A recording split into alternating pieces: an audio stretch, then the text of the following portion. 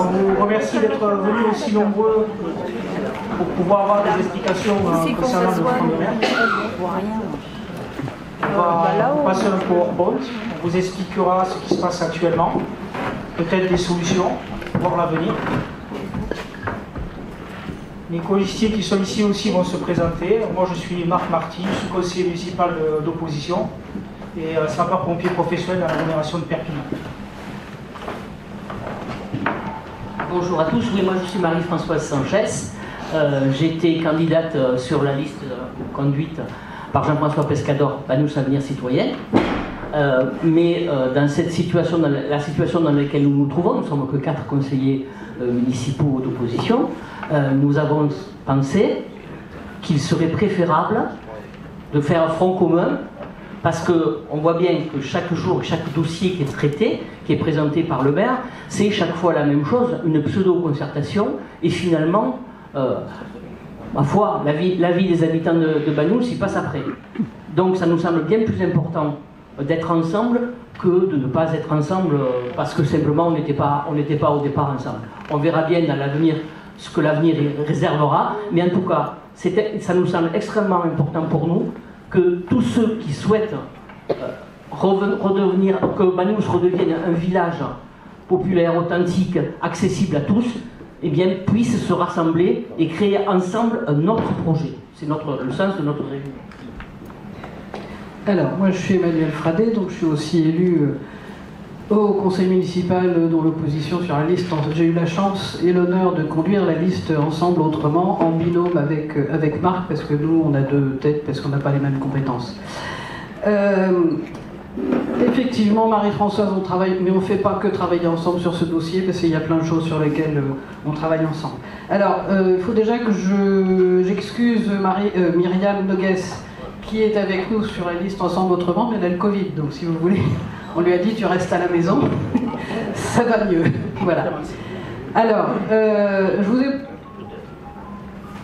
préparé un petit PowerPoint pour vous expliquer un certain nombre de choses. Alors, premièrement, quand est-ce qu'on en a entendu parler ? Parce qu'on dit que c'est un projet de concertation, etc. Nous, élus au conseil municipal, nous avons eu la première information sur ce front de mer lors du conseil municipal du 21 avril 2022. Et il n'y a pas eu de vote sur le front de mer en lui-même. Il n'y a pas eu de débat sur le projet en lui-même, parce qu'on ne l'avait jamais vu. En fait, on a appris qu'il y avait un aménagement du front de mer, la tranche 3, qui allait se mettre en place via 2 lignes dans le budget primitif. Donc la délibération numéro 10, le budget primitif de la commune, et la délibération numéro 12, qui est la création d'autorisation de programme et de crédit de paiement. En gros, une autorisation de programme, ça permet de pouvoir ventiler le financement d'un investissement sur plusieurs années, et les crédits de paiement, c'est la hauteur maximum qu'on peut investir par année. Bien. Donc le 21 avril 2022, nous avons appris que l'aménagement de la tranche 3 du front de mer allait se faire pour la somme de 2,7 millions, 2 744 000 très exactement. C'est ça que nous avons eu comme information. Ensuite, le 4 mai 2022, il y a eu une réunion d'information sur ce sujet, qui a été publique. Alors, nous on a expliqué, on aime bien le mot de concertation, donc on a mis le mot de concertation entre guillemets, puisque a été diffusé pendant cette réunion un PowerPoint avec les grandes lignes du projet, donc une photo avec ce que l'aménagement allait devenir. Il y a eu une information comme quoi il y aurait une procédure d'AOT, je reviendrai ensuite sur ce que c'est qu'un AOT, accompagnement, n'importe quoi, autorisation d'occupation temporaire du domaine public. Bien. Et monsieur le maire a rajouté que, vous pourrez regarder, c'est à 1h46 de la vidéo, que les commerçants actuels ne seront pas en difficulté, mais que ce sera une façon aussi qu'ils participent à la reconstruction du front de mer. Ensuite, à la fin de la réunion, il y a une personne, une gentille dame, que je ne connais pas d'ailleurs, qui a demandé s'il y avait possibilité d'avoir une autre réunion pour savoir si les propositions qui avaient été faites seraient prises en compte. Il a été répondu par M. Solé, le projet n'est pas figé, après je veux bien faire une réunion avant le début des travaux, mais on sera à la marge, on aura fait l'appel d'offres, on aura les entreprises, on ne bougera pas grand-chose. Donc c'était une réunion de concertation, comme vous le voyez. Ensuite, on n'en a plus entendu parler jusqu'au 6 avril 2023. Conseil municipal, où nous apprenons, le mois d'avril c'est toujours le vote du budget primitif, où nous apprenons par la délibération numéro 11 qu'il y a une modification des autorisations de programme et que le front de mer finalement va coûter 23% plus cher. Voilà. Donc de 2 740 000 €, on est passé à 3 363 500, qui sont répartis comme suit. Les frais d'études, en gros, ça va être 180 000 € et le reste pour les travaux. Alors il y a encore quelque chose qu'on n'a pas élucidé, c'est que on ne sait pas si le prix des matériaux est compris dans ce prix-là. Ben voilà, donc on va poser la question au prochain conseil municipal. Jusqu'à présent, quand même, au nom du sacré saint secret de l'appel d'offres, rien ne doit sortir. Je ne sais pas si vous avez assisté à la réunion publique qu'il a fait l'autre jour, mais il l'a répété. Et il faut que vous sachiez qu'il nous répète la même chose. C'est-à-dire qu'on n'en sait pas plus parce que c'est l'appel d'offres. Donc les élus qui sont dans l'appel d'offres ne doivent pas en parler. Et nous, on ne doit pas avoir aucune information. Et c'est quand même formidable. On reviendra là-dessus parce que je vous parlerai après de la commission d'appel d'offres qui a eu lieu. Donc, on est passé à 3 363 500.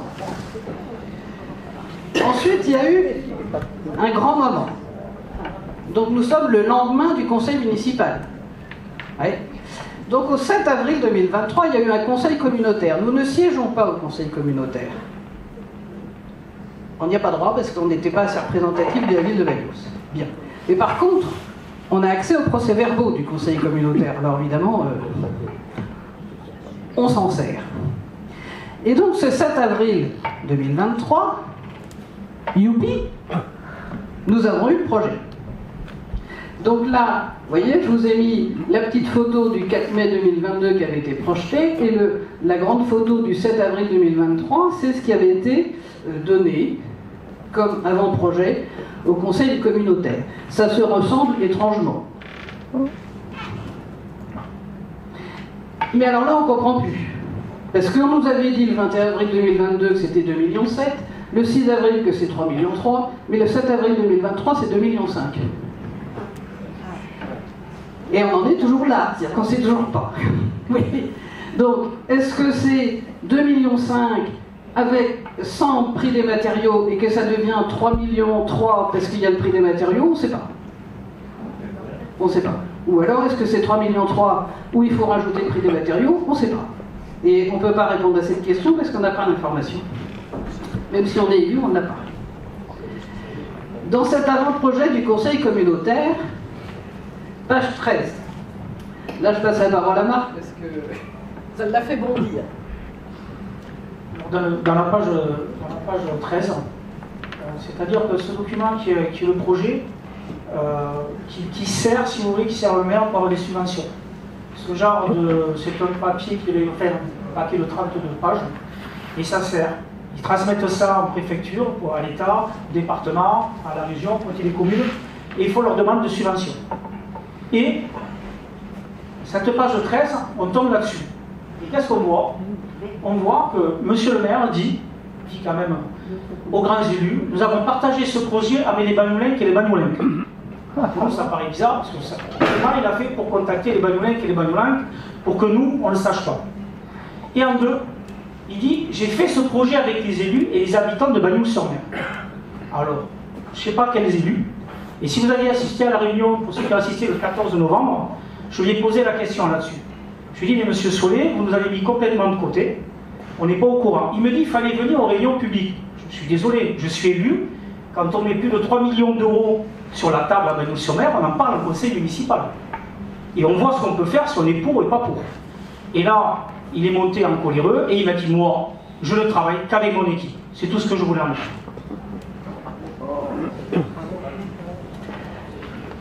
On continue.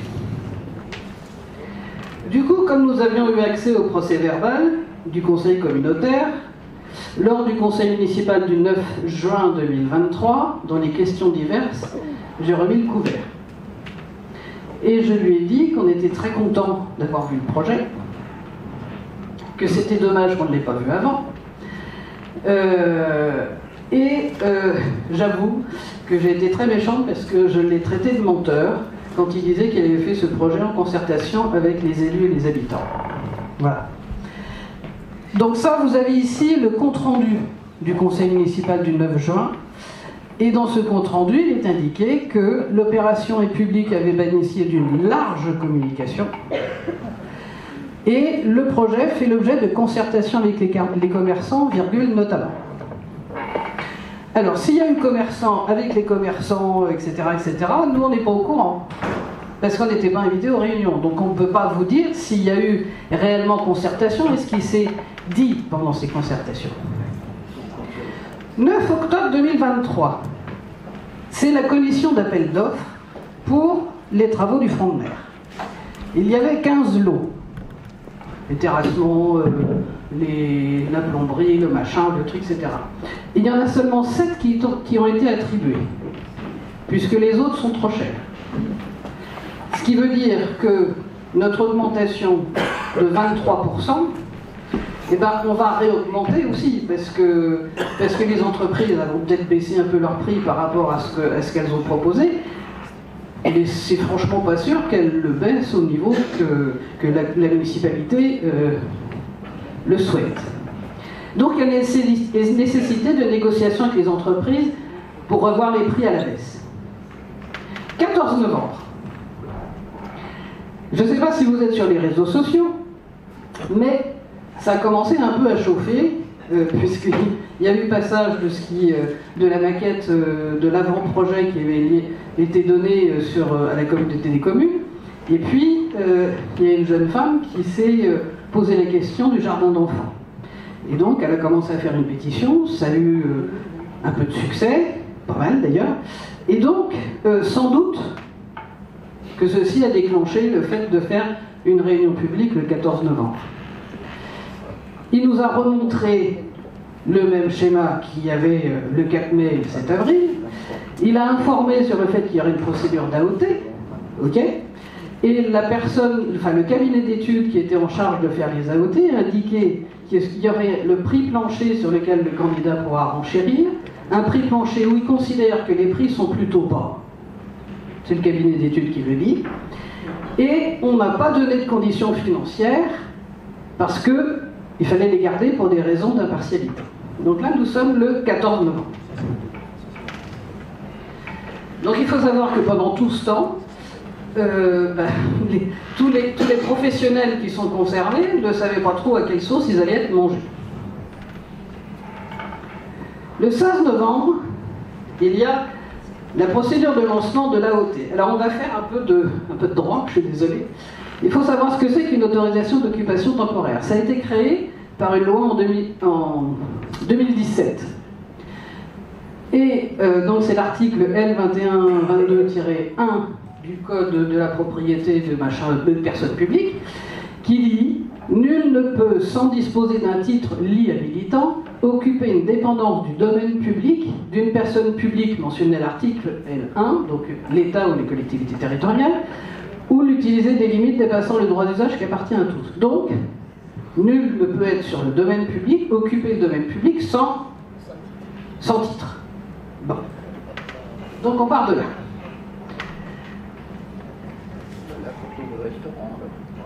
Donc quand M. Solé dit qu'une AOT est obligatoire, il n'a pas tort.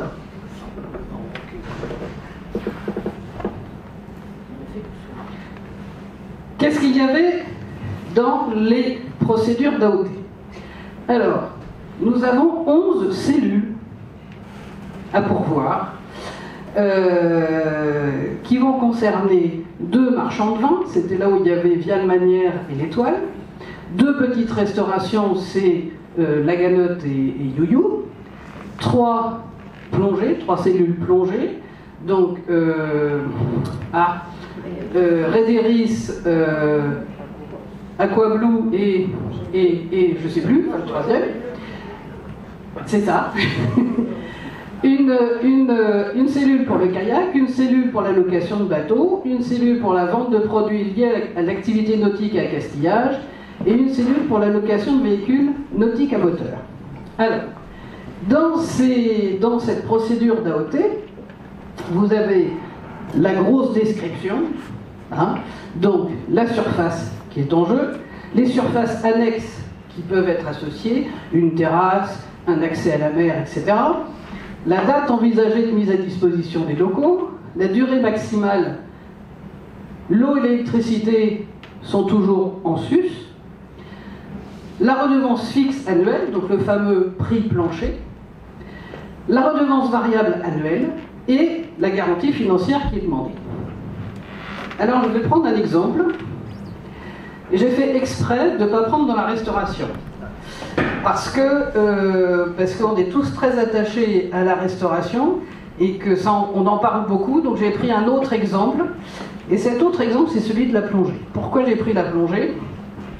La plongée, c'est dans la réserve Banyuls-Cerbère, il y a 35 000 plongeurs par an. Sur le seul spot de Banyuls, il y a environ 20 000 plongeurs à l'année.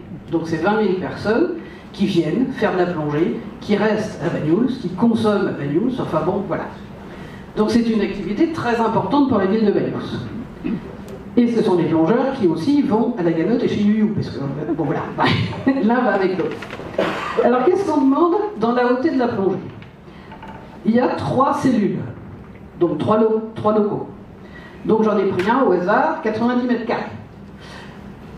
Vous remarquez qu'il devra payer une redevance terrasse en plus. Il devra payer la redevance d'occupation du poste à flot pour le port. La durée maximale, c'est 12 ans, virgule, en fonction notamment des investissements. Et là, on commence à être dans le flou, parce que il y a une virgule, c'est pour ça que je la mets. Mais pourquoi en fonction des investissements? Quels sont les critères? À partir de quand on va décider qu'il y a eu suffisamment d'investissement ou pas? C'est pas précisé, en tout cas dans la procédure d'AOT. Eau et électricité sont en supplément. Vous voyez? Redevance fixe annuelle, le prix plancher de 12 900 € hors taxe. Redevance variable, 2% du chiffre d'affaires. Pour toutes les cellules, il y a cette redevance variable de 2% du chiffre d'affaires. Alors je me suis amusé à faire une comparaison. Et là vous avez, pour une même autorisation d'occupation temporaire, donc monsieur le maire a dit lors de sa séance publique qu'il y avait une étude de marché qui avait été faite. Bon, ben, je l'ai refaite. Donc vous voyez qu'à Cerbère, il y a des plongeurs qui occupent 185 mètres carrés pour 10 ans, 60 € hors taxe le mètre carré. À Port-Vente, c'est 43 € le mètre carré. Et au Bar-Carré, c'est 66, eau et électricité comprises.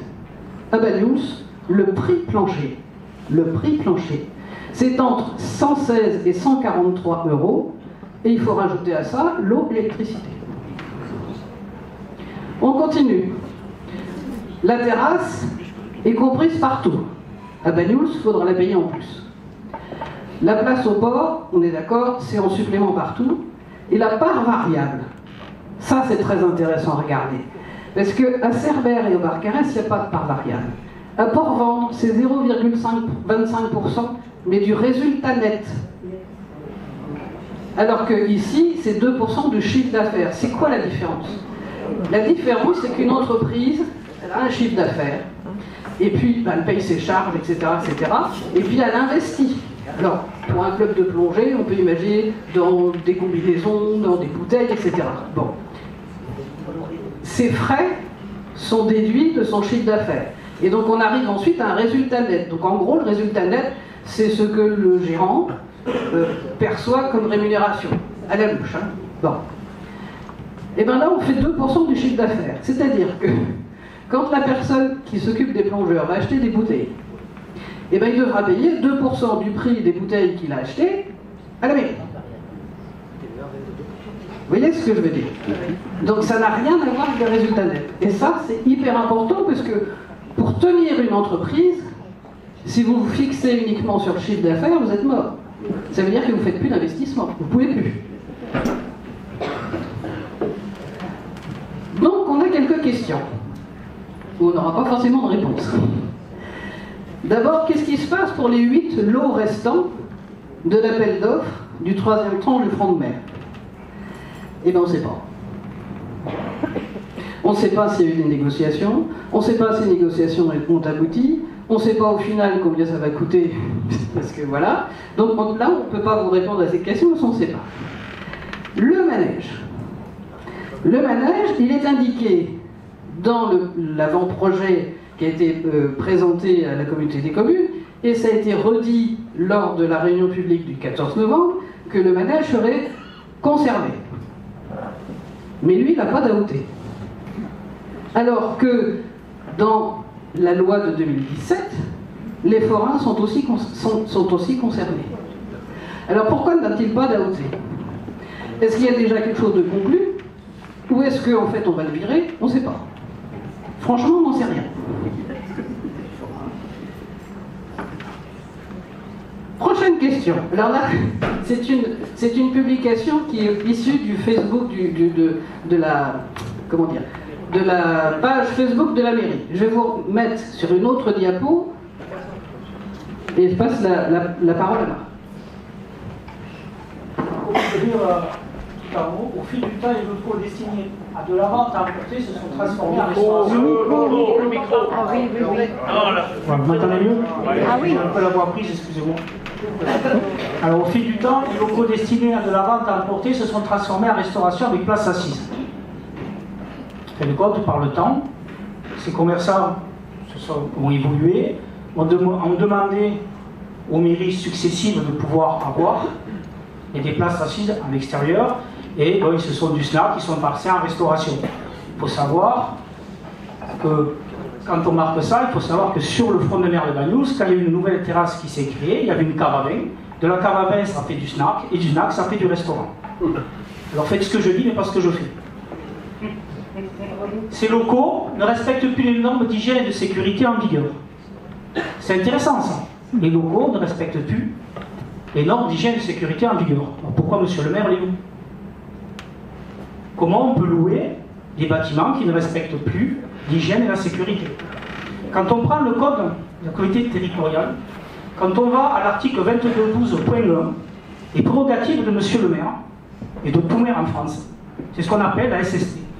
C'est la sécurité, la salubrité, la sûreté et la tranquillité de sa population. Alors, pourquoi, depuis 10 ans, l'hiver, quand ils sont fermés, on ne les a pas remis dans les normes? Et comment on les loue quand on sait que les gens qui y travaillent ne sont pas en sécurité? Et quand on fait de la restauration, a priori, l'hygiène n'y est pas. C'est pas moi qui l'ai marqué. On s'est posé une question. Et pourquoi il a été fait quand même? Et pourtant on le loue.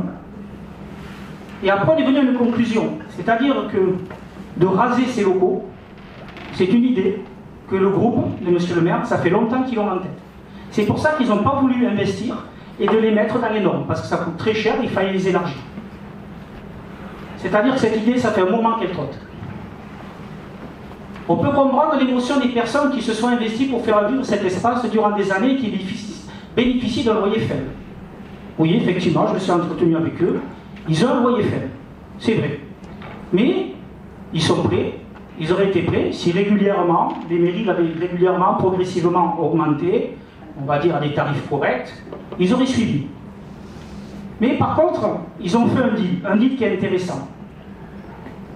Le loyer est faible, c'est vrai. Mais moi, je vous mets au défi de regarder le jet ski, de regarder les clubs de plongée à Banyuls et de regarder sur la Côte d'Azur les tarifs qu'ils font. Eh bien, les tarifs de la Côte Vermeille, c'est des tarifs corrects.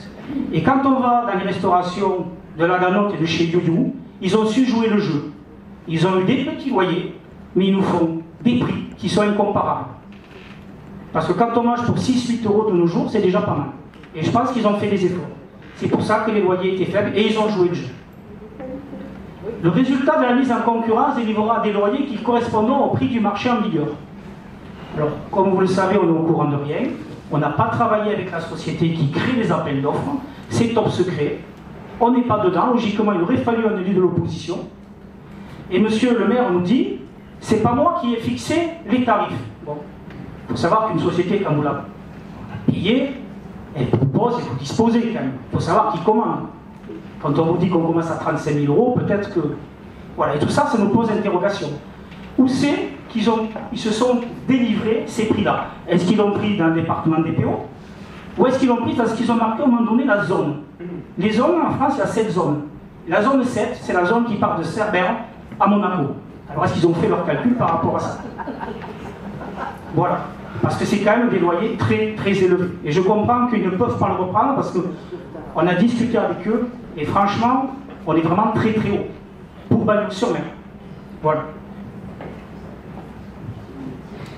Ne vous inquiétez pas, il n'y en a plus beaucoup. Autre petite question. Je reviens toujours à mon code des 3P. Vous voyez ? Donc on a vu que les procédures d'AOT étaient obligatoires. Bien. Mais lorsque la délivrance du titre mentionné à cet article-là, qui oblige à l'AOP, intervient à la suite d'une manifestation d'intérêt spontané, l'autorité compétente doit s'assurer au préalable par une publicité de l'absence de toute autre manifestation d'intérêt concurrente. Ce qui veut dire qu'on peut avoir accès, on peut demander, enfin la manifestation d'intérêt spontané existe. Et d'ailleurs, elle a déjà été mise en place à Bagnols. Elle a été mise en place à Bagnols quand, alors là, ça va peut-être pas plaire, mais tant pis, quand il y a le snack, enfin le bar à vin chez Lolo qui a été construit en 2021, on avait fait un petit encart en expliquant qu'on remerciait le maire de la célérité avec laquelle tout ça avait été fait, parce que entre la date d'immatriculation de la société et l'ouverture de la terrasse, ça avait pris, je ne me rappelle plus, mais ça avait pris un mois, non, c'était 3 semaines, un mois, quelque chose comme ça. Et que donc, pour faire une AOT pendant ce temps-là, c'était super fort. Et il avait fait un droit de réponse. Alors faire un droit de réponse à l'opposition dans le bulletin municipal, déjà, c'est pas tout à fait légal. Mais bon, c'est pas grave, le droit de réponse, là, il nous sert, parce qu'il nous a dit, c'est une procédure tout à fait légale, puisque c'était une manifestation d'intérêt spontané. Vous voyez ? Donc, on peut faire des appels, on peut faire des manifestations d'intérêt spontané. Il y a un deuxième exemple qui va avoir lieu. À la réunion publique du 14 novembre, j'avais posé la question. Vous avez une société qu'on aime beaucoup et qu'on soutient beaucoup, qui s'appelle Plastic & Plastic & ils vont avoir un local à côté du port à 3 € le mètre carré. 3 € le mètre carré. Bail amphithéotique. Nous, on nous a donné comme information 30 ans. Maintenant, il paraît que c'est 12 ans, mais on ne sait plus. Donc voilà. En tout cas, nous, dans ce qu'on a voté, enfin dans ce qui a été demandé à être voté, c'est 30 ans. Et donc, j'ai posé la question, pourquoi il n'y a pas un AOT pour cet immeuble? Eh ben non, parce que c'est une manifestation d'intérêt spontané.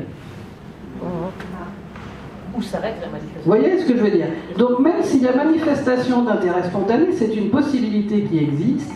On doit faire une publicité pour expliquer que si quelqu'un d'autre veut ce local, il peut l'avoir. Mais ça n'a rien à voir, il n'y a pas de critère d'AOT à ce moment-là. C'est une négociation de gré à gré.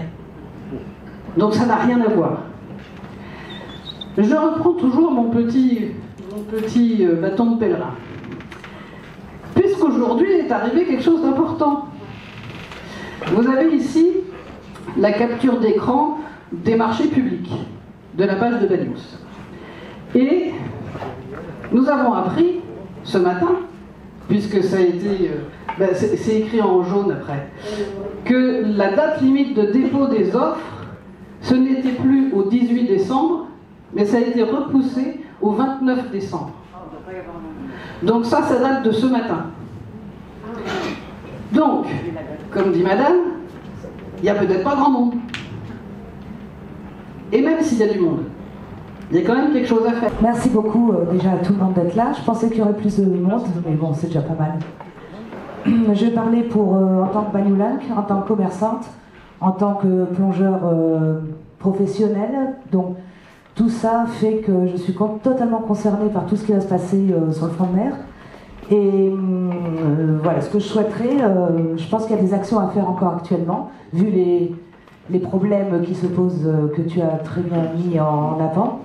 Et pour moi, je pense que la population banyulank doit aussi réagir, parce que les pauvres commerçants, je suis désolée, sur le front de mer, sont en ce moment en pleine nébuleuse juridique.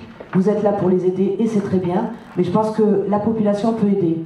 Je ne sais pas ce que vous avez, vous, envisagé, mais moi j'envisage en tout cas une pétition. Les gens en ont parlé, Audrey a commencé avec le manège, il y a eu répondant, et je considère que les Banyulank sont tous concernés par tout ce qui se passe au fond de mer. Que ça soit la plongée, même si vous ne plongez pas, que ça soit la ganotte, you ou autre. Pourquoi? Parce que le village, contrairement à ce que dit monsieur le maire, le village n'est pas divisé en deux à cause de la baillerie. Le village vit grâce à tous ces commerces. On a parlé de 35 000 plongeurs, on a parlé de tous ces Banyulank. Ils payent aussi une taxe professionnelle qui coûte très très cher. Donc tout ça va dans les impôts de la mairie. Tout le monde devrait être content. Les parkings qui sont là, ce sont des plongeurs qui payent à la journée, qui payent des 15 € par jour. Ils vont manger, ils vont dormir, ils vont prendre de l'huile d'olive, tout le monde est concerné par ce tourisme. C'est un tourisme qui est nécessaire et qui a toujours été et qu'il ne faut surtout pas faire disparaître. Donc là, moi, mon idée, c'est une pétition. Maintenant que vous avez peut-être une autre idée, en tout cas, je suis ouverte. Si vous voulez moi, je prends la main, si vous voulez, pour cette... Parce que je trouve ça... Enfin, vous comprenez notre émotion, vous êtes là, tous là on aime ce village et on ne veut pas, c'est pas politique ce que je dis, c'est tout simplement parce que je suis Banyulank avant tout, de corps et d'âme. J'ai fait mes enfants ici, ma famille ici, je suis installée ici, je pense que tout le monde, vous êtes tous d'accord. Et je reviens à la pétition, il faudrait que ça soit sur les réseaux sociaux parce que énormément de Banyulank ne sont pas ici en ce moment, en hiver. Ils sont ailleurs parce qu'ils ont des maisons secondaires, mais ils aiment Banyuls. Et la plupart sont étonnés. La plupart ne sont pas sur les réseaux ou autres. Donc ils vont revenir l'été prochain et ils vont découvrir un Banyuls complètement transformé. Et là, ils vont dire, mais you, où il est? Mais la ganotte, où elle est? Mais pourquoi personne ne nous a tenus au courant? Et ça, il faut absolument pallier à ça. Il faut que les gens qui n'habitent pas ici à l'année, mais qui sont de cœur et d'âme, pour au moins discuter et au moins changer les choses si c'est possible, parce que je pense que les choses peuvent être possibles. On parlait de millions d'euros par rapport à ces travaux. Emmanuel a l'air de dire qu'on peut faire peut-être quelque chose. L'idée, pourquoi pas? On a commencé les travaux alors que You travaille encore. C'est désespérant. C'est un manque, moi personnellement je trouve que c'est un manque c'est d'une injustice et c'est très très dur de travailler avec un bulle qui travaille derrière, avec une impossibilité d'accès pour ses clients, pour les handicapés, ça aussi, parce qu'il y a énormément, le port est complètement fermé, alors que l'activité est encore en cours. Les travaux ont commencé, mais en même temps, on n'a pas touché une brique à la ganotte ni à You. Et moi, j'espère justement qu'il y a quelque chose qui se passe, qui fasse que tant qu'on n'a pas touché à ça, on peut encore faire quelque chose. On peut utiliser ces 3 millions, par exemple, pour dire, ok, on peut refaire le parking, pourquoi pas? Le faire mieux, ok, il y a peut-être des choses à faire, mais pourquoi détruire des entreprises qui marchent bien, qui sont en plus le cœur de notre village? Et qui font, toutes les générations sont concernées par ça. Donc voilà, moi j'en suis malade, j'espère vraiment que vous comprenez qu'il y a des actions à faire. Et si politiquement on peut faire quelque chose, en tout cas nous, la population, je crois en vous, je crois en tous ceux qui ne sont pas là, mais les réseaux sociaux peuvent aider, mais il faut faire quelque chose, parce que c'est inadmissible, une entreprise qui marche, des entreprises, ils se donnent à corps et à sang, je suis désolée, pour être commerçant c'est très compliqué. Ils sortent du Covid, ils sortent de 1 an et demi de travaux, et là de nouveau on leur remet une couche. Voilà, donc j'espère avoir été claire et voilà, merci en tout cas d'avoir fait cette réunion. Merci.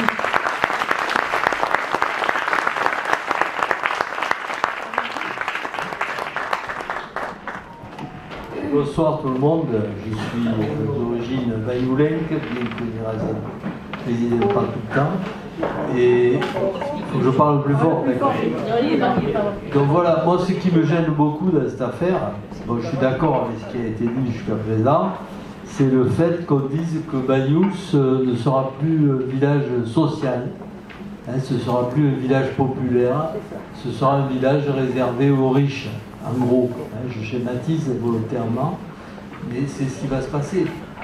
On sait très bien, le Bagnous c'est un excellent vin, hein, moi je ne remets pas en cause le Bagnous, puisque je suis ici, mais c'est pas aussi connu que le Porto, malheureusement, ou le Bordeaux, qui ont été commercialisés par les Anglais pendant des décennies. Et c'est vrai que c'est un vin qui s'adresse quand même à une population qui n'est pas forcément milliardaire, quoi, alors que ce n'est pas le cas des Bordeaux et des Champagnes. Donc ça c'est le premier élément. C'est pas contre les vignerons que j'en ai rien, c'est juste un constat, voilà, c'est tout. Ensuite, je suis d'accord pour la démarche des travaux sur le port. La manière dont c'est donné, c'est complètement à côté de la plaque. Et par contre, il y a d'autres problèmes. Le lit de la Baillerie, c'est un véritable scandale. Je ne sais pas comment on a laissé faire ça, je parle des pouvoirs publics, parce que c'est une rivière qui déborde, bon, c'est pas le cas à ce moment, il n'a pas plu, mais un jour ça va revenir, ça va déborder la Baillerie, il ne faut pas rêver. Hein. Moi j'ai toujours vu cette rivière, enfin ce fleuve, puisqu'il va directement à la mer, déborder, c'est pas quelque chose d'original. Donc ça va revenir, et tout ce qui a été fait, les millions que ça a coûté, ça va partir à la flotte, quoi. Il ne faut pas rêver, je ne vois pas comment ça pourrait être autrement. Ensuite, il y a des lotissements qui vont partir là, avec 150 maisons au-dessus du carrefour. Est-ce que c'est normal ça? On aimerait juste faire, parce que voilà, on aimerait, là il y a une urgence quand même, qui est ça, oui, et donc on n'a pas volontairement, on a voulu volontairement limiter cette réunion à cette tranche du maire et à ce sujet. C'est pas une réunion politique sur l'intégralité de la politique de la ville de Bagnous. Tout ça est un peu indissociable, on est bien d'accord. Ce qui se passe au port, ça va se passer ailleurs, pas de la même manière. Ce qu'il vient de dire, dans la Baillerie. Oui, ça c'est sûr. Non, ça c'est une aberration, je ne sais pas comment. À l'état de Bagnous, ça plus Jean-Michel Solé, il est d'ici, hein, on a son âge, il est tout petit, c'est une personne qui est on ne rien à voir avec l'approche qu'on lui fait, mais là, dans cette affaire, il y a un aiguillage total. Total, ça sera un jour une catastrophe. Voilà, donc sinon, globalement, je suis sur une solution forcément, des contre-propositions intéressantes, mais en aucun cas, Bagnous ne doit devenir un Saint-Tropez de la Côte Vermeille, on ne peut pas rêver. Il y en a qui l'ont fait déjà, Cojon, c'est le cas.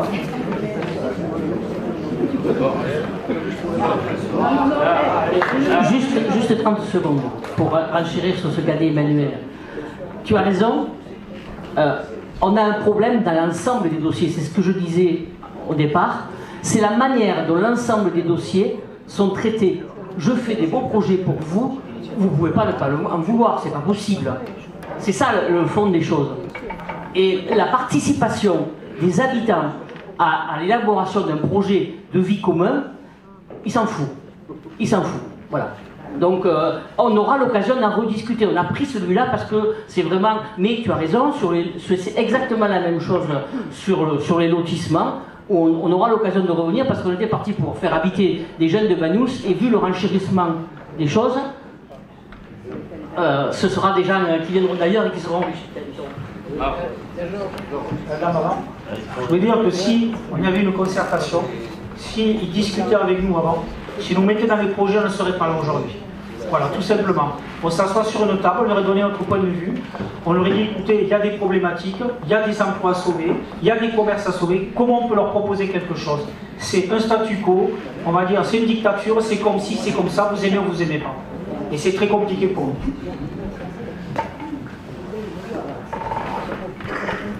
Bonsoir, Katia Roussaille-Mussolo. Je voudrais savoir, la question à poser d'abord avant de nous faire une proposition, quel est qu'est-ce que vous pouvez faire pour attaquer le maire, pour arrêter, pour que l'AOT soit arrêtée? Est-ce que vous avez une possibilité d'arrêter maintenant pas le projet, parce que malheureusement, comme disait la demoiselle là, les bulles sont là. Mais comment on arrête cette AOT? Parce que ça c'est complètement injuste. Alors ma proposition derrière, si vous le permettez, parce que j'ai fait un petit peu, je suis très vieille, comme vous voyez, et donc j'ai fait un peu de politique dans ma vie passée, toujours à Bagnous. Je me rappelle d'une époque où il y avait un maire très dictateur, et je me rappelle que pour le dégager, parce que c'est comme ça qu'on va parler maintenant, c'est qu'on a fait une association, et que l'association a pu payer un avocat pour sortir les dossiers et attaquer le maire. Voilà, donc ma proposition c'est ça. Si vous êtes d'accord, bâtissez, proposez une association. Je pense que, comme l'a dit la jeune dame, je pense que les Bagnolins qui ne sont pas là aujourd'hui viendront abonder cette association.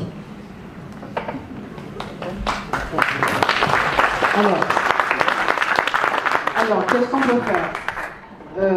On peut...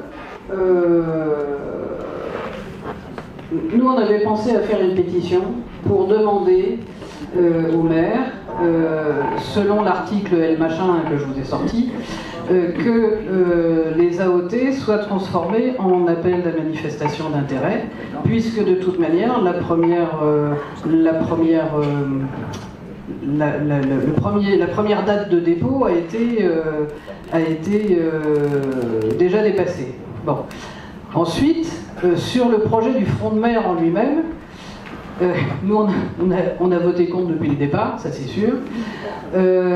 C'est très compliqué puisque, comment vous dire, les appels d'offres ont déjà été lancés. Il y a 7 lots qui ont été attribués. Donc de toute manière, la mairie devra payer les entreprises qui ont récupéré les lots. Donc c'est très compliqué. Est-ce qu'il est possible, je ne sais, là par contre je n'ai aucune notion de ce qui est possible de faire, est-ce qu'il est possible de changer des lots pour leur demander de faire d'autres travaux ailleurs?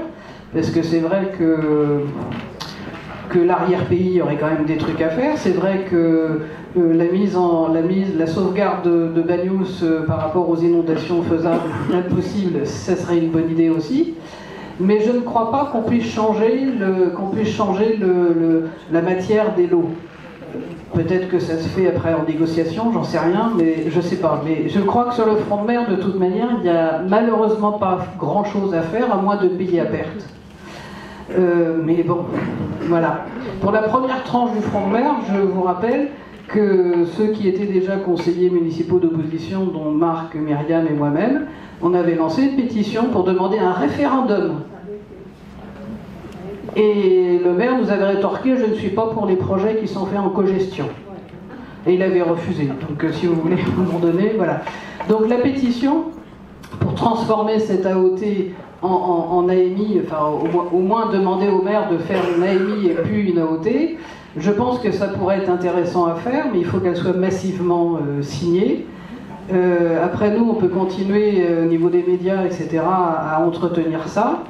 Mais bon, voilà quoi, de toute manière, j'allais dire, il a les pleins pouvoirs. Il a les pleins pouvoirs dans la mesure où aussi les délégations lui ont été votées. C'est-à-dire qu'il dispose de délégations qui sont énormes, et ça lui a été voté dès le lendemain, enfin dès le premier conseil municipal. Par sa majorité municipale uniquement, mais il les a. Excusez-moi, Emmanuel, ce que je voulais dire, vous êtes 4.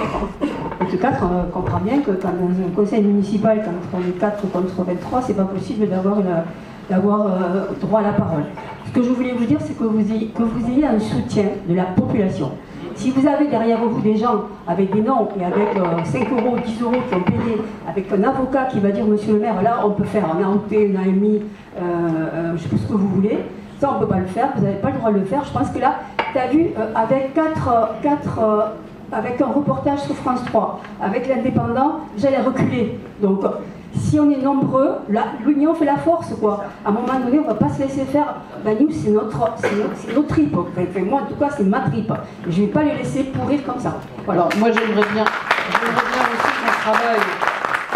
aussi qu'on travaille en concertation avec les professionnels qui sont concernés, parce que c'est eux qui sont quand même les premiers concernés. Et là, il y a tout un travail à faire avec eux. On ne sait pas où est-ce qu'ils en sont de leur démarche, etc. Et ça les regarde eux, parce que c'est leur profession, enfin c'est leur boulot, quoi. Hein. Mais on peut aussi leur apporter un soutien via cette pétition, via des idées qu'on peut avoir. Et si par hasard ils ont un avocat, on peut peut-être travailler avec lui, oui. Ça serait intéressant. Oui. Allô, allô? Il y a quelque chose comme ça. Oui, tu peux y aller. Ouais.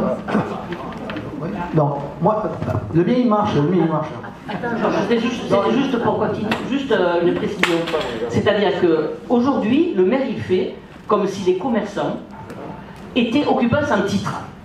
Parce que quand même, ils ne sont pas sous la procédure AOT, mais quand on leur a donné, quand ils ont reçu l'autorisation d'occuper le domaine public d'une manière ou d'une autre, ils ne l'ont pas fait dans l'illégalité. Le conseil municipal a été saisi, le conseil municipal a voté, la procédure était complètement légale. Ce qui n'est pas bien, ce qui n'est pas juste, et qui est à la limite de l'illégalité, c'est de leur imposer quelque chose alors qu'ils étaient dans la légalité. Là, et je pense qu'il y a besoin que la population l'entende et montre sa solidarité aussi avec les commerçants qui sont concernés pour leur dire, nous, on sait que vous n'avez pas occupé le domaine public dans l'illégalité, donc on veut que vous restiez. Donc il y a justement, parce qu'ils sont dans cette situation, me semble-t-il qu'on est complètement dans le domaine de l'ANI. Voilà.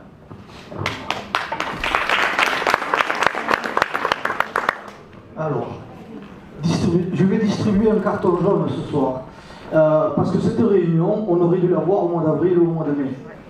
Voilà. Plusieurs mois avant. Parce que maintenant, une partie des travaux sont engagés. Je ne crois pas que M. le maire de Magnouz va faire machine arrière. À la limite, il fera machine arrière peut-être sur l'attribution des lots et le montant des loyers. Et j'espère qu'il va faire machine arrière. Comme tu dis, Emmanuel, si c'est reporté le 29, peut-être ça sera reporté aussi au mois de janvier, on ne sait rien. Donc voilà. Dans cette réunion, moi je considère qu'on aurait dû l'avoir il y a déjà quelques mois en arrière, pour essayer de mobiliser un peu plus de personnes. Parce que entre le déchaînement qu'il y a sur Facebook et la réalité dans cette salle, je trouve quand même qu'il manque beaucoup de gens à l'appel. Donc, et pour rappel, quand même, je vous dirais que Jean-Michel Solé passait 67% des voix lors des dernières élections et que peut-être parmi les gens qui râlent, il y a des gens qui ont voté certainement pour lui. Donc, et ce projet était dans les cartons quand même. Donc voilà, ce que je voulais dire dans un premier temps. Après, pour les AOT, moi j'ai fait une demande d'AOT pour l'échafaudage. Je paye. Tout le monde paye maintenant avec les AOT. Donc, pour une surface commerciale, certainement les tarifs ne sont pas les mêmes que pour un échafaudage ou que pour le manège. Parce que le manège paiera une place comment on dit, comme les places de marché, quoi. Hein. Ceux qui doivent payer maintenant, je peux dire. Donc, bon, ce manège aussi est aussi emblématique que la boîte à Yuyu et puis la ganotte. Hein. Bonsoir, et donc, je crois que c'est toute la zone qui doit être traitée au même niveau. Et quand je vois l'emballement pseudo-médiatique qui n'est fait qu'autour de la petite restauration, ça me désole. Parce que ça veut dire qu'on occulte un peu ce qui se passe à côté. Bon, je ne dirais pas le club de pétanque qui s'est bien défendu lors de la réunion du 14 novembre, mais bon, la plongée, le kayak, voilà. Il n'y a pas que des gros mastodontes là-bas. Le kayak, c'est quand même relativement petit comme structure. Hein. Comme certainement le stand de l'Étoile ou ce qu'avait sa terrasse. Voilà. Donc je crois qu'il faut rétablir les choses. C'est bien fait, c'est très bien fait. Au moins on comprend le cheminement de ce qui s'est passé ou pas passé. Dans votre cas, vous n'avez pas été consulté. Voilà. Donc je ne sais pas. ça préfigure d'autres combats dans les mois à venir pour d'autres dossiers. Je rejoins ce qui a été dit tout à l'heure. Et donc, quelle proposition, genre? Alors, moi, j'ai pas de proposition. Moi, je ne suis qu'un utilisateur du port. Je fais pas de voile, je fais pas de plongée, je joue pas à la pétanque, excusez-moi. Je mange et je me balade. Je fais la yaque, comme on dit à Valence. Donc, après les propositions, Cathy, je la rejoins un peu peut-être, se muscler un peu au niveau de faire une assoce, se muscler un peu et foutre un avocat dans les pattes. Hein. Il y a que, de toute façon, Jean-Michel, il fait que ça, hein, quand il a peur, il recule. Ça n'a jamais été un violent de ce côté-là. Donc il fait la loi au niveau du conseil municipal, c'est le maire, à juste titre, et après, c'est pas encourageux. Il l'a dit, hein.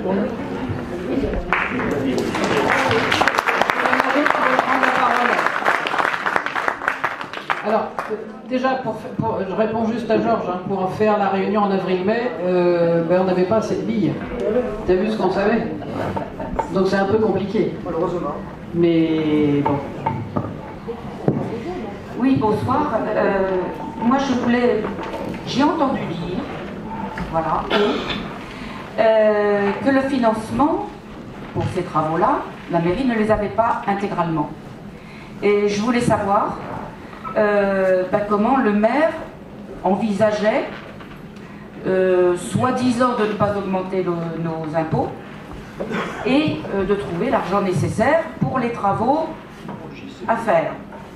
Alors, est-ce qu'il y aura, comme ça a déjà été le cas il y a de nombreuses années, par un autre maire, de faire un emprunt, de rembourser immédiatement les intérêts, qui sont minimes, et puis de laisser à la mairie qui va suivre après Solé le soin de rembourser l'intégralité du crédit.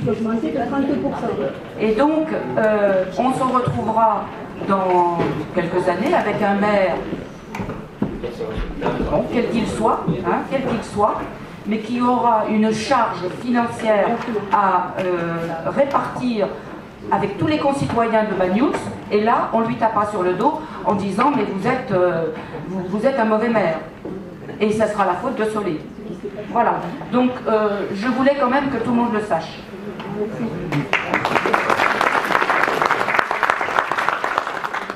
Je vous réponds, je suis à côté de vous. Comme pour le GICB. Voilà, comme le GICB. Tout à fait, c'est ce que j'allais dire. Je pense que avec les tarifs et avec la société qui crée les appels d'offres, il a calculé que ça allait être les commerçants qui allaient casquer un masquinome, et en reportant, c'était nous qui allons passer derrière. Voilà. Et on pense que c'est ce calcul-là. Il y a 3 millions de projets, c'est ce qu'on arrive à tirer. On sait tous très bien que quand on fait un projet comme ça, souvent, ça 100, 200, 300 000 de plus. Hein. C'est toujours le cadeau, hein, on le sait. Il n'a eu qu'1,1 million de subventions. C'est-à-dire que les Banyulais auront plus de 2 millions à sortir de leur poche. Comment ça va se faire? Je pense qu'ils pensaient, on va dire, la vache à lait des commerçants, et les commerçants augmentent, nous on paye le plus. Et le chiffre d'affaires qui est, comme il a marqué, variable. Variable, c'est quand même très dur pour eux. Avec tout ce rapport les parkings vides. Alors il faut aussi... Je dis, excuse-moi, je finis juste. Avec tout ce que rapportent les parkings vides, ça va permettre de rembourser. Alors, il faut savoir que quand on objecte ce type de choses au conseil municipal, il nous rétorque que la situation de la commune est saine. Ce n'est pas faux, sauf que les travaux du port, par exemple, ont été financés sur le budget annexe du port.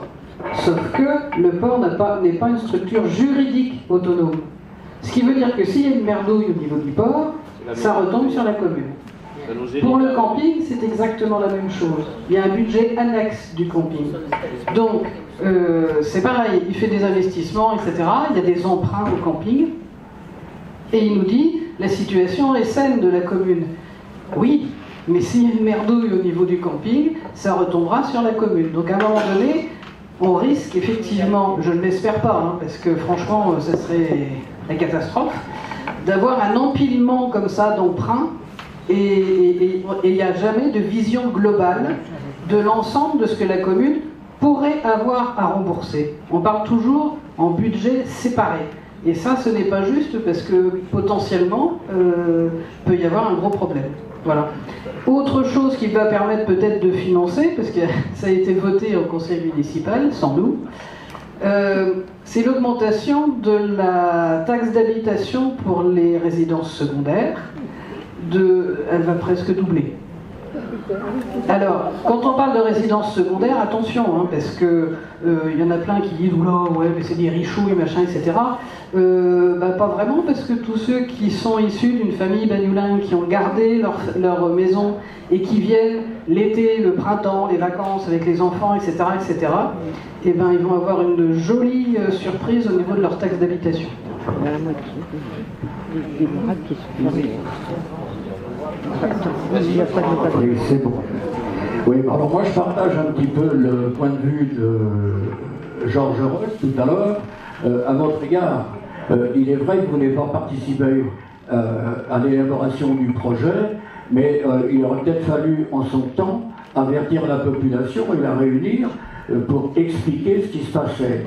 Et j'ai été surpris tout à l'heure aussi d'entendre la jeune femme qui a parlé du club nautique, de plongée du moins, et s'inquiéter pour les 2 stands de vente à emporter. Il est vrai qu'ils étaient au courant, et peut-être qu'un des 2 stands avait voté pour, d'ailleurs, l'aménagement du front de mer, puisqu'il est au conseil municipal. Et pour le 2e stand, il me semble que la belle-sœur est adjointe au maire. Donc, ils étaient informés depuis très longtemps, et c'est maintenant qu'effectivement ils revendiquent. Et puis je voudrais rappeler à la population et aux gens qui sont là que le maire est bien habitué à ce genre de choses, puisqu'il y a une trentaine d'années, il y avait des stands à la place du syndicat d'initiative et sur la plage moi-même, et qu'on était expropriés dans les mêmes conditions, et on nous a imposé de racheter notre fonds de commerce au port. Ce qui s'est fait avec un beau sol qui ressemblait, vu l'avion, à Rio de Janeiro en bleu et en blanc, qui nous a coûté la peau des fesses et qu'on va détruire. Alors, moi, ce qui m'inquiète un petit peu, là je parle en mon nom propre et non comme président de la pétanque, de manière à ce qu'on situe bien les choses, parce qu'on répète beaucoup au maire, la pétanque a dit ci, a dit ça. Je suis intervenu l'autre jour à la réunion publique. Nous avons demandé plusieurs audiences au maire de manière à discuter du nouvel aménagement, compte tenu qu'on est toujours dans le flou. Nous ne réussissons pas à avoir les plans définitifs de l'installation. Nous sommes là-bas sur le domaine public, c'est-à-dire qu'on ne peut pas organiser des concours n'importe comment. On doit répondre aux normes de la fédération de pétanque. Il y a la sécurité et il y a l'organisation après qui répond à des critères bien précis. Actuellement, ce qui nous est dit, c'est qu'on aurait un terrain aménagé en même surface. J'ai des doutes, mais c'est personnel, c'est pas le président de la pétanque qui parle, là, j'attends, je veux voir ce qui va se faire, et le réaménagement de ce terrain, pour nous, risque de ne pas être prévu pour la fin de, enfin pas de l'année, mais pour préparer la saison de l'été. Je rappellerai quand même que l'été, nous faisons des concours et nous avons plus de 2000 personnes, licenciées ou non, autrement dit les touristes qui font sur ce terrain. Le choix du maire qui nous a été donné, c'est de faire un terrain public où on peut passer, se promener et jouer à la pétanque. Et je rappellerai une dernière chose, le terrain de pétanque avant se trouvait devant la mairie, face à la mer, et il a été déplacé. Et vous savez pourquoi? Parce qu'une touriste est passée au travers des terrains de boule, elle a pris une boule dans la figure. Et donc le terrain a été aménagé là-bas tranquille. On me retire les barrières, on me retire l'ensemble. J'ai voulu participer à la conception du terrain, c'est ce que je râle. Mais si j'avais su en temps voulu, peut-être que j'aurai eu mon mot à dire. Voilà, merci.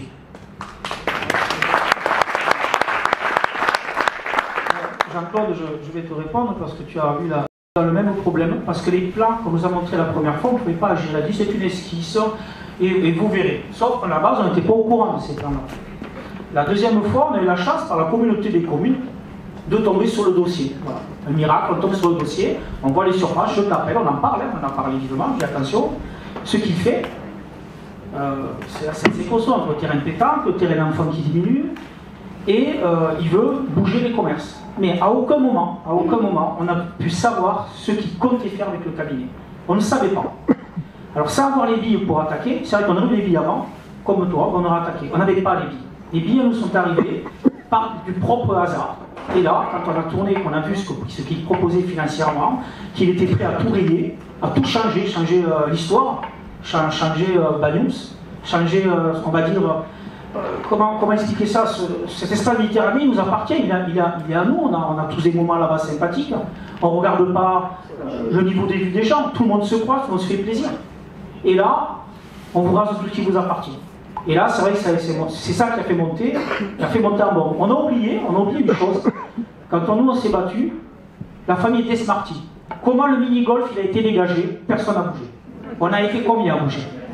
Voilà. Et je pense que là, il s'est dit, allez, je les prends, je les dégage, ça sera rien. Et là, il s'est trompé. Parce que là, il a touché une entité, il a touché l'histoire de Banyuls.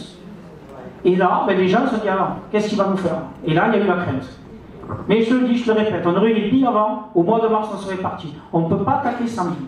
Voilà. On ne peut pas jouer un match de football sans l'arbitre. Et quand on n'a pas les règles, on ne peut pas contester l'arbitre. Et ça, c'est la problématique qu'on a vraiment rencontrée. Comme toi, tu racontes actuellement, on en a parlé. Je suis d'accord, tu ne sais même pas ce qui va se passer sur ton terrain de boule.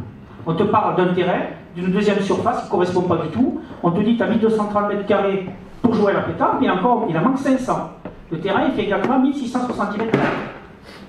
Et là, on a, comme tu l'as dit, quand il y avait l'architecte, il est en train de vous dire que c'est la même chose, c'est pas la même chose. Quand on l'a attaqué sur le jardin d'enfant, il me fait croire que 575 mètres carrés, c'est 400 mètres carrés. Et c'est lui qui le marque. Et il nous dit non, mais les bordures, en fait, ils sont en train d'essayer de nous endormir. L'architecte est dans les mêmes poches avec M. Sauvé. Voilà, c'est tout un groupe. Et voilà ce que nous, on vit tout le temps. Tout le temps, la municipalité. Par contre, le 14 décembre, on a un conseil municipal. Et on va lui demander de réviser ses horaires. À 18h. On va lui demander maintenant de réviser. Il est public, vous pouvez venir. Vous n'avez pas à vous exprimer, mais vous pouvez venir. Si vous venez en masse, on va commencer à dire maintenant on va réviser. On va comment faire pour les enfants, on va réviser. Voilà.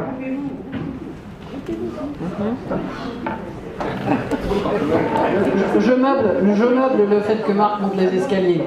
Quand on dit que là il touche à quelque chose d'historique, le mini-golf c'était aussi quelque chose d'historique, parce qu'il faut savoir que c'était le premier mini-golf qui est apparu en France. Donc ce qui veut dire qu'on aurait pu faire quelque chose avec, parce qu'il y a des amateurs de mini-golf qui viennent, ça fait partie aussi du tourisme. Bonsoir, Castellar-Cédric, La Ganotte, vente à emporter. Je fais partie du conseil municipal de la majorité, tout le monde le sait, il n'y a pas de souci. Et moi aussi, cher monsieur, j'ai été exclu de toutes les conversations. J'ai été caché parce que sinon c'est, comme il dit, conflit d'intérêts. Et en sachant ce que fait la pétanque aussi, avec un peu de para-commercialisme depuis tant d'années, je ferais mieux quand même de garder des réserves quand on attaque une institution comme la mienne. Et je pense que vous avez compris. Et moi je suis monté au créneau pour l'injustice, parce que jusqu'à une semaine on ne savait pas ce qui allait se passer. Et même moi qui étais au conseil, je ne savais pas ce qui allait se passer. On me disait calme-toi Cédric, calme-toi, on ne sait pas ce qui va se passer, calme-toi Cédric. Et je cherchais des réponses et je n'en trouvais pas. Jusqu'à qu'un jour je prenne rendez-vous avec Jean-Michel, il me dit, toi tu fais 600 tickets par jour. Qu'est-ce que vous comprenez là-dedans? Il me dit, il y aura 2%, c'est obligatoire. Moi j'ai dit, pas de problème. De ce jour-là, j'ai dit, je laisse tomber. Et quand j'ai laissé tomber la Ganotte, ça s'est su. Et c'est là où il y a eu la panique. Et moi je me suis dit, ce combat, moi je l'arrête, pour moi je m'en fous. On m'enlève le commerce et il n'y a pas de problème. Moi je ferai autre chose, je trouverai toujours une solution. Si je dois retravailler pour un patron, ça ne me pose aucun problème. Mais par contre, je me suis dit, Je vais continuer ce combat, mais je vais continuer ce combat pour les plongeurs, pour tout ce qu'il y a autour, pour le manège, pour You-You. Parce que eux, Jean-Michel, il ne s'est pas aperçu que c'est 35 000 plongeurs à l'année, c'est toute une économie parallèle qu'il y a autour, avec les petits commerces, les logements. Tout ça, je me bats pour eux, pour les plongeurs. Moi, je m'en fous de mon combat. Moi, si je dois arrêter de travailler, je m'en fous. J'ai 2 employés à l'année, ça, il s'en fout complètement aussi, Jean-Michel. Il sait pas, on n'aura pas d'aide de l'État.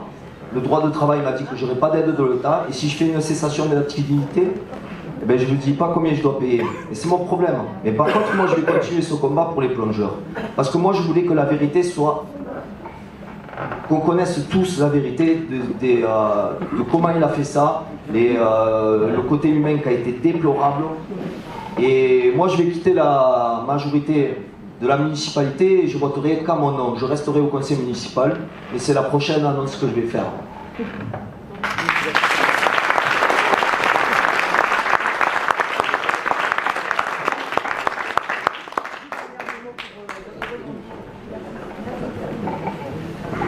Il y en avait d'autres là. Oui, non, mais juste 2 secondes. Je voulais aussi parler des emplois, parce qu'on n'en a pas encore parlé. Et pour Cédric, Eric, tout le monde est là. Vous verrez, les commerçants sont là.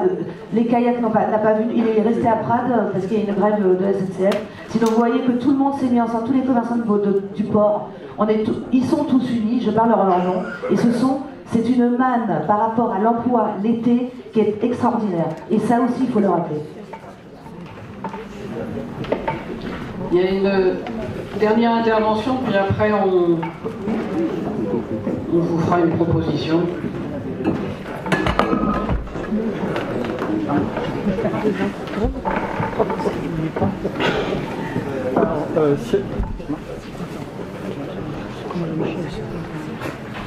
Alors, Cédric, c'est Olivier, donc monsieur Croque-Baguette. Cédric, comme tu es un peu le leader de la situation, moi en tant que citoyen, je te demande de créer un collectif du port avec la pétanque. Non, avec la pétanque, avec toute la zone qui est concernée. Et en tant que citoyen, suivre un collectif, vous suivre, manifester, signer une pétition. Ah, lève ton micro, Marc. C'est pas moi, c'est à Jean-Michel. C'est à Jean-Michel. Mais oui, le coupe à distance. Prends celui-là là-bas. Prends celui-là là-bas.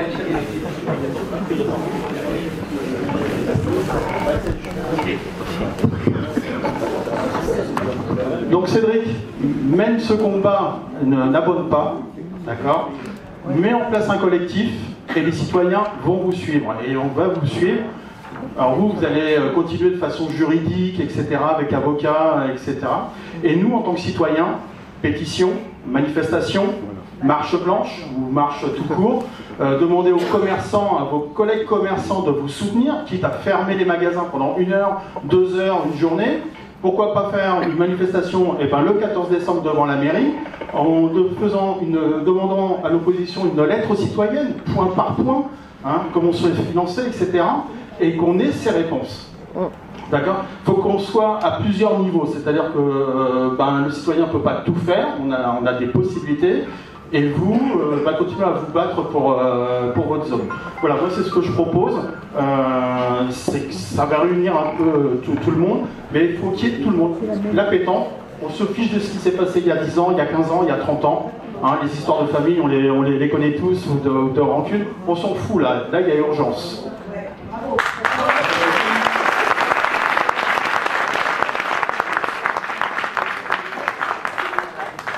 Donc, sur le fait que vous n'êtes absolument pas au courant de ce qui se passe en tant qu'élu, est-ce que vous ne pouvez pas saisir la préfecture pour demander à ce que ce soit fait, et il y a une faute de la mairie, mettre le point dessus en disant, monsieur le préfet, nous ne sommes au courant de rien. Nous avons les documents du conseil municipal 5 jours avant la tenue du conseil municipal, ce qui est le minimum légal. Donc on a fait déjà plusieurs démarches au niveau du préfet, qu'on a co-signé tous ensemble. Voilà. c'est légal. Il n'y a pas de retrait. Non, on est dans le minimum légal, c'est-à-dire qu'on a les documents 5 jours avant le conseil municipal.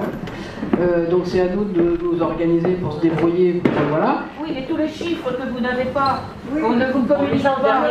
On les a au dernier moment. La commission d'appel d'offres, si vous voulez, quand on va en commission d'appel d'offres, on a les documents. Là, moi je vais en commission lundi, j'ai été prévenu aujourd'hui. Donc j'ai l'ordre du jour de la commission et j'ai rien d'autre.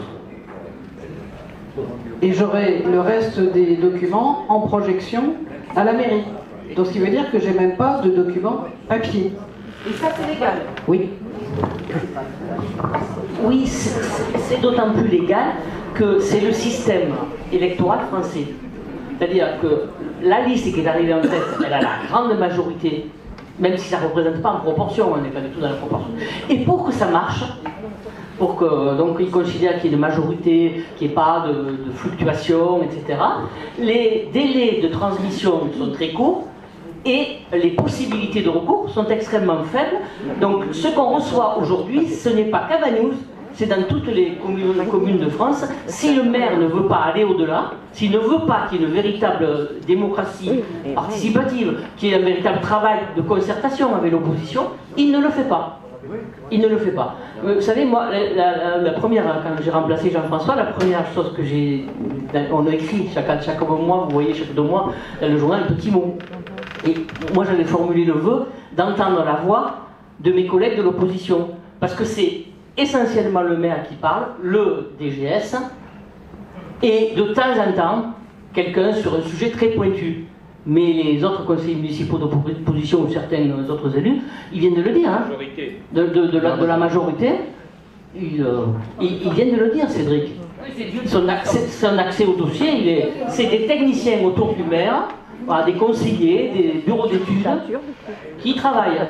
Et même les conseillers municipaux d'opposition de la majorité ne sont pas très bien traités. Faut pas... Donc, on a un vrai problème d'autocratie. Voilà. Où la loi permet qu'une seule personne puisse tout gérer. Ça, c'est un véritable problème parce que je crois que les gens aujourd'hui se rendent compte qu'ils ont besoin d'autre chose. Et c'est pour ça que... Je vais rejoindre ce que dit Marie-Françoise. On sait que dans la majorité, avec M. Solé, dans son propre groupe, plus de la moitié ne sait pas ce qui se passe. Ils sont un petit noyau. Ça, c'est légal. Petit noyau à gérer notre commune. Et voilà, c'est leur façon de travailler. Moi, je suis à la commission d'urbanisme. L'urbanisme, c'est pas n'importe quoi. À aucun moment, on nous a mis les plans du front de mer. Et pourtant, c'est de l'urbanisme. On est sur le domaine public. On engage la ville. À aucun moment, un jour, on nous a présenté les plans. On nous a dit que ça allait se faire. Je suis à la sécurité aussi. Je pense que c'est plus d'un an qu'on n'a pas de réunion. La sécurité, c'est quelque chose d'important dans une commune. On n'a pas de réunion. On peut en demander, mais elles se font entre eux, à huis clos. Mais on sait tout sur les couleurs autorisées à Vanouz, ça oui. Voilà. Les couleurs des murs, des façades, tout ça. Ce que je veux dire, c'est que nous, on vit une situation très très complexe. On passe des heures et des heures à lire les dossiers qu'eux, ils ont vus pendant 1 ou 2 mois. Nous, on doit les voir en 5 jours. En 5 jours, on a 400-500 pages à tourner et de savoir où il essaie de nous avoir. Et croyez-moi qu'on transpire. Croyez-moi qu'on transpire. Et là, parce que la commission de sécurité n'est pas été réunie depuis plus d'1 an, ça ne constitue pas une faute, ça? Non. Non, ils se sont réunis entre eux. Non, les commissions, en fait, les commissions doivent être nommées en début de mandat. Et après, elles se réunissent ou elles ne se réunissent pas. Alors, cette année, depuis qu'il y a la directrice juridique, j'avoue qu'on a un peu plus de commissions. Mais la commission dure 35 minutes. Ah oui. Vous voyez, lundi j'ai une commission à 17h et j'enchaîne à 17h45 par une autre commission. Ce qui veut dire que chaque commission dure 45 minutes. C'est en 45 minutes vous avez le temps de faire le tour d'un dossier, de comprendre, etc. Alors qu'on n'a rien comme bille au départ. Voilà comment ça se passe. Voilà comment ça se passe. Alors, nous, ce qu'on va vous proposer, c'est que je vais voir si... Enfin, je vais voir, non. Je vais vous proposer qu'on fasse une pétition avec les Delis sur cette histoire de comme le délai d'AOT a été dépassé, qu'on souhaite soit une renégociation des critères d'AOT ou mieux un appel à manifestation d'intérêt. Bien. Ça, on en a besoin, nous, pour avoir des billes. C'est important de signer cette pétition. Pourquoi? Parce que plus on aura de voix à cette pétition, plus on pourra porter la question au conseil municipal et voire même demander un vote secret, si vous voyez ce que je veux dire. Ce qui pourrait être très intéressant. Donc, nous, on va le faire pendant ce week-end, là, on va creuser la tête, et puis on le fera passer, on le mettra chez les commerçants qui souhaitent, les commerçants. Si vous voulez, à la Ganotte et chez You qu'on aille vous voir et qu'on puisse signer, ça nous arrangerait pour avoir des... S'il vous plaît, juste une précision, le délai n'a pas été dépassé, il a été repoussé. Surtout parce qu'il n'y a pas assez de postulants. Oui. Voilà, donc ils sont toujours dans les clous, ils sont réservés de modifier à tout moment cet appel. Oui, sauf que le premier délai est dépassé. Non, c'était au 18 décembre. Bah oui. Sauf que les visites sont obligatoires. Si vous lisez bien, non, si vous lisez bien tous les trucs, et je suis sûr que vous les avez lus, les visites préalables sont obligatoires. Comme il n'y a personne qui s'est proposé, qui s'est... Il y en avait deux prévus au premier dossier, c'est-à-dire le 28 novembre et il me semble le 5 décembre. Et ils ont rajouté, puisqu'ils ont dit, il y a peut-être personne et peut-être que le délai n'est pas assez long, ils ont rajouté le 18. Non, le 5 décembre, c'est la dernière possibilité. Le 5, il était déjà, ils en ont mis une autre, le 12 décembre. Le 12 décembre, c'est la date qu'ils ont rajoutée, et à l'échéance, c'était le 18, la date finale pour déposer les dossiers. Sauf qu'elle a été repoussée au 29, qu'ils ont rajouté une troisième visite. Au départ, c'était 2 visites. Et il y a des visites, enfin, nous on sait que les visites sont obligatoires, mais on ne sait pas s'il y a eu des visites ou pas. Donc c'est très compliqué. Ah. Alors, nous-mêmes, on a postulé pour un boulot. Moi-même, j'ai eu affaire à quelqu'un qui a visité mon lot. Donc, potentiellement, c'est encore faire.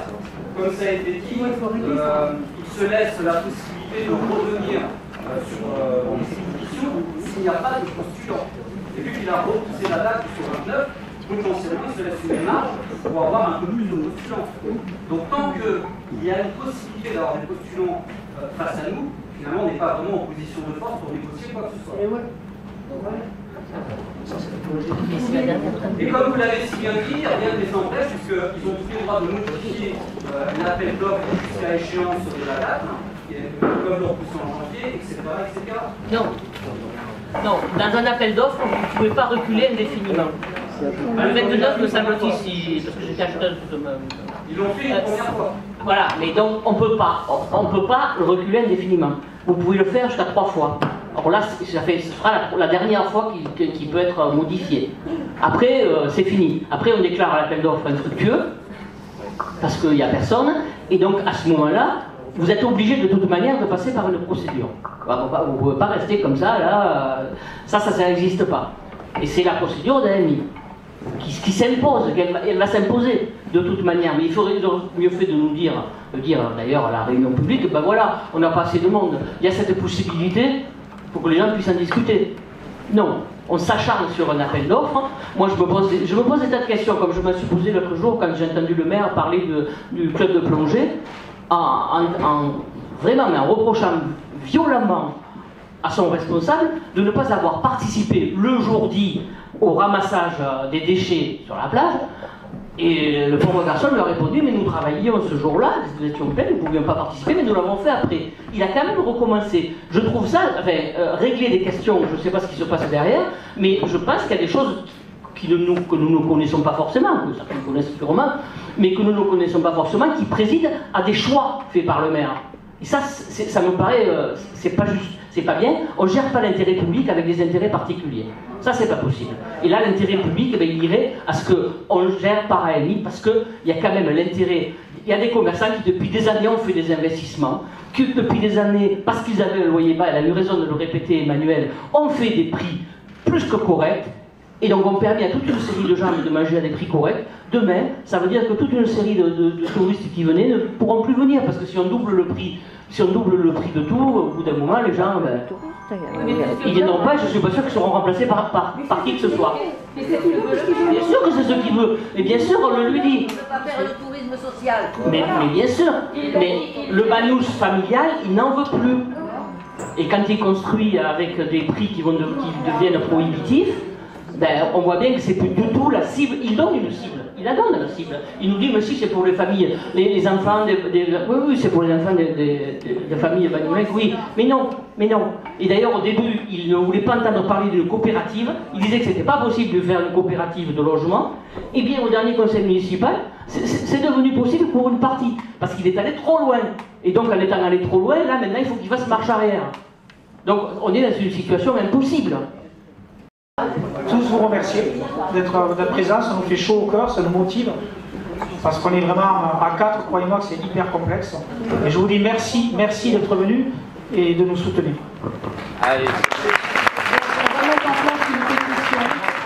va mettre en place une pétition qu'on va faire sur Internet, bien sûr, mais aussi à l'ancienne avec des signatures écrites. Le 14 décembre à 18h, c'est le conseil municipal. Donc s'il y en a qui veulent faire des aides d'honneur à l'entrée du conseil municipal, on est pour. Et on va essayer, je ne sais pas qu'on va essayer, c'est qu'on refera des réunions régulières pour vous tenir au courant de ce qu'on ne sait pas. En gros, ça sera ça, et qu'on puisse parler ensemble et échafauder, pourquoi pas, un petit quelque chose. Voilà. Et oui.